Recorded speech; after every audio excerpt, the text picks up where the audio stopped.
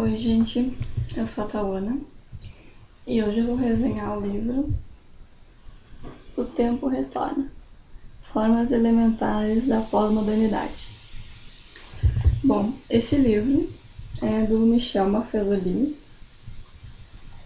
e eu gosto muito desse autor, ele é um dos principais autores que eu uso no meu trabalho, porque ele é um dos principais teóricos da pós-modernidade, né? Então ele tem uma forma bem sagaz, assim, umas sacadas bem legais para entender essas nossas transformações que a sociedade apresenta e que às vezes tu acha que não significa nada, mas quando tu lê as teorias dele, tu vê que tudo tem uma grande importância, né? Geralmente nos livros dele ele diz que por nada ser importante, tudo é importante, que cada elemento, por mais pequeno que seja, ele tem uma grande contribuição.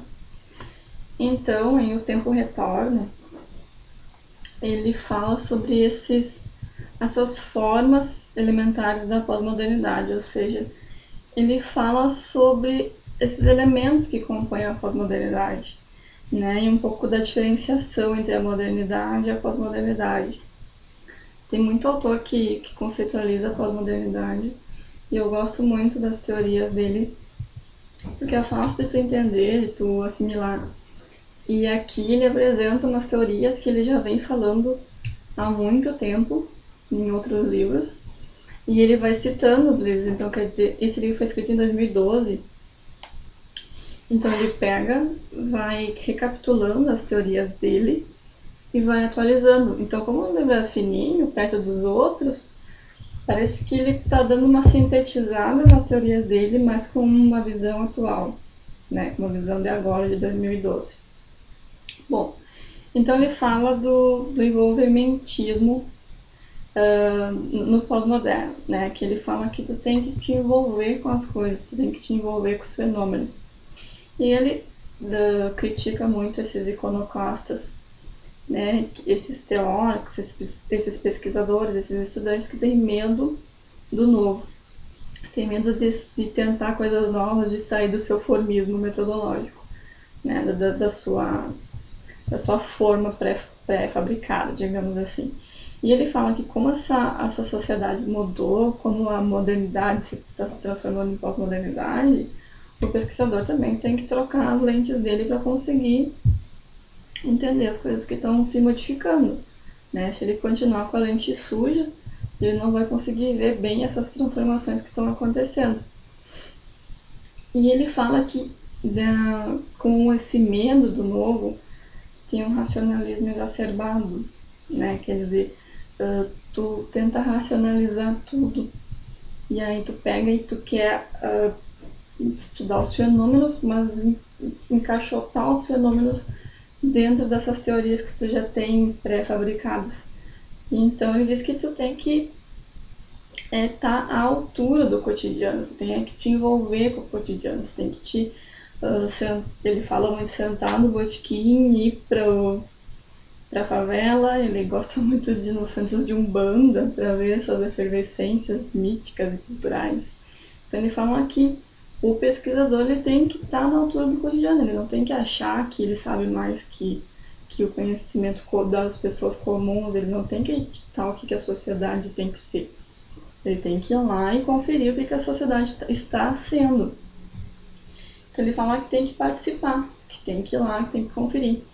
E que a internet é essa revolução desse cotidiano, né? É um cotidiano exacerbado, onde todo mundo pode participar, né? É um cotidiano mais aflorado. E ele fala também que tudo é um elemento cascata, digamos assim, tudo tem importância, né? E ele fala que a gente tem que prestar atenção nas sutilezas da vida. Ele fala da borboleta, que o bater de asas da borboleta pode desencadear diversos fenômenos.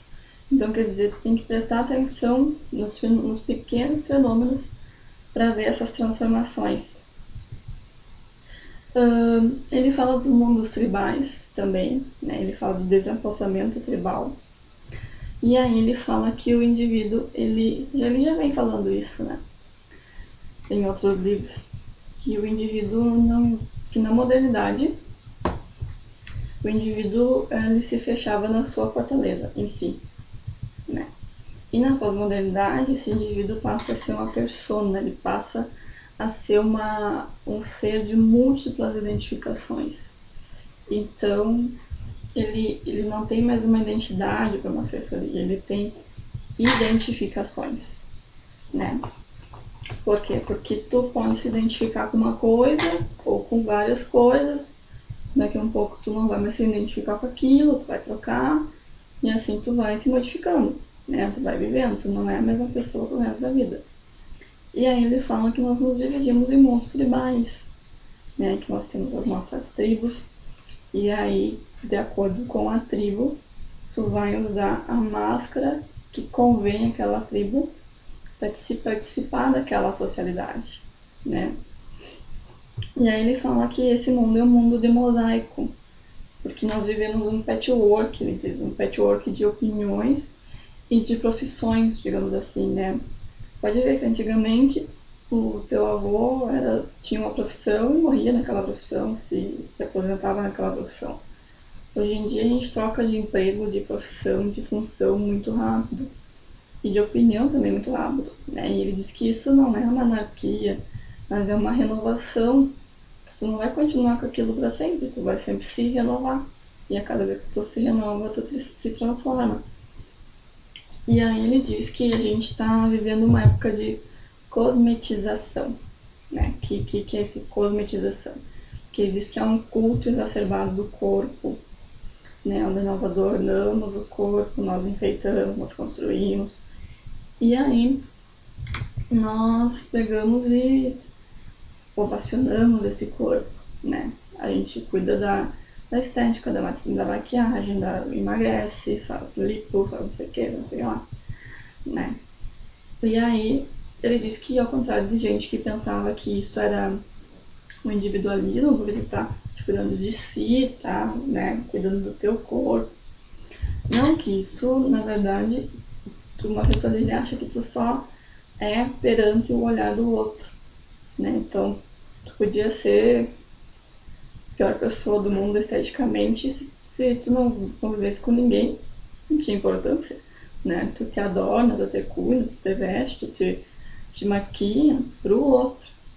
E aí ele fala outra questão que na pós-modernidade a gente não vive assim pro futuro, né? Que antigamente tu trabalhava, se matava e pensava, quando eu me aposentar eu vou aproveitar a minha vida, né? Tu ficava sempre projetando as coisas lá pra diante, a felicidade lá pra diante.